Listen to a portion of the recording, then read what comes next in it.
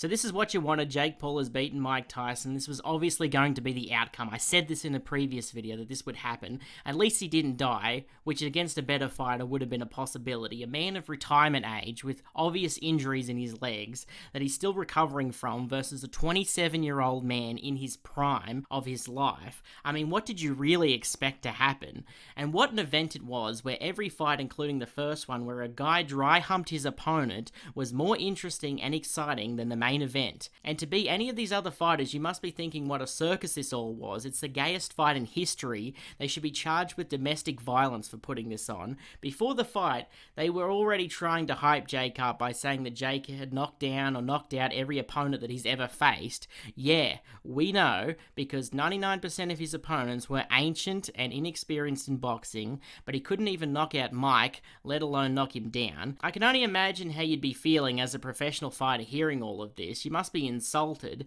as if Jake's boxing achievements are equivalent or in any way comparable to your own when you're fighting real competition. I mean, CM Punk has the same stats as Jake, one loss and one real fight, but we're supposed to be impressed for some reason. And then there's Jake's gay entrance. I mean, the gayest entrance possibly in the history of boxing. He came out in a prime-coloured lowrider looking like Eddie Guerrero, whose slogan is pretty fitting for Jake, but it just adds to this notion that all of this was some WWE performance type shit. I mean, I personally don't believe it was fake or staged. Maybe there was some agreement behind the scenes on how aggressive they could be with each other, but they did get hit and they did take damage. If anyone was holding back, it was Jake, so that excuse doesn't really make Mike look any better.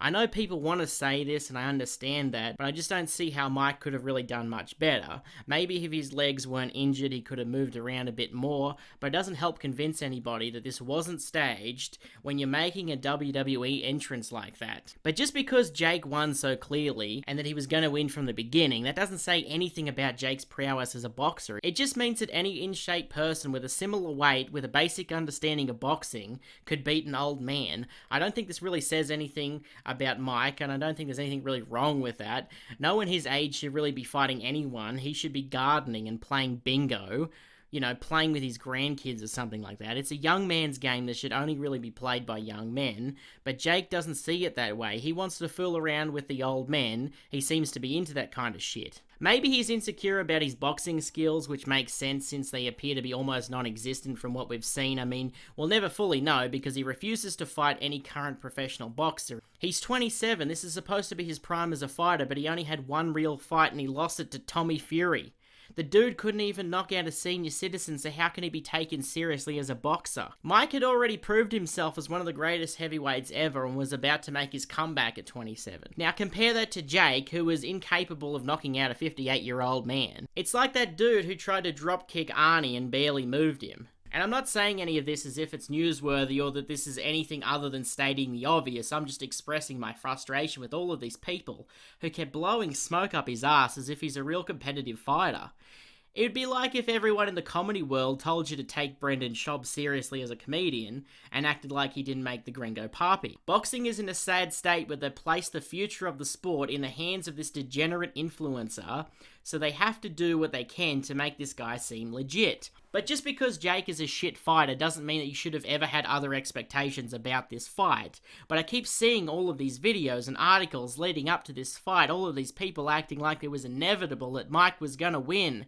This just seems like people's inner child coming out. They can't let go of that nostalgia or that perception that they've always had about Mike Tyson, that he's invincible. They made this sound like a Rocky movie, but this is reality. You can't fight professionally at his age, and yet all of these people egged him on and told him it was a good idea.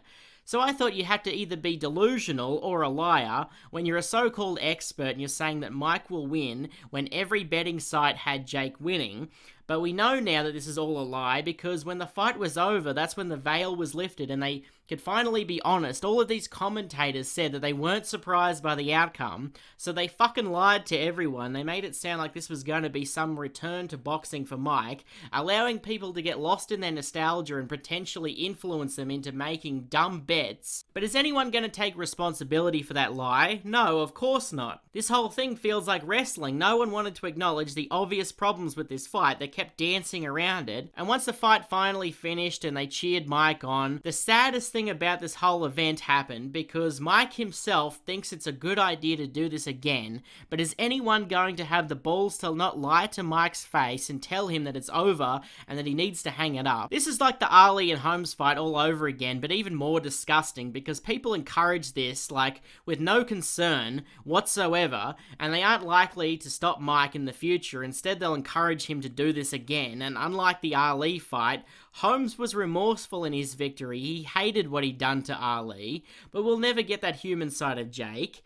It almost sounded like a defense of this behavior when the commentators were saying that Mike is a grown man, like he agreed to do this, so therefore it's fine that we all supported this. Yes, Mike is an adult, but let's not act like this guy hasn't been manipulated throughout his career. I just hope that this is the last time that Mike fights, and that someone steps in if he ever decides to do this again. But in a world where low-life scum like Jake Paul are put on a pedestal and given credit when they're undeserving of it, and in a world where an even bigger piece of shit like Logan Paul exists, it's unlikely that this shit will ever stop.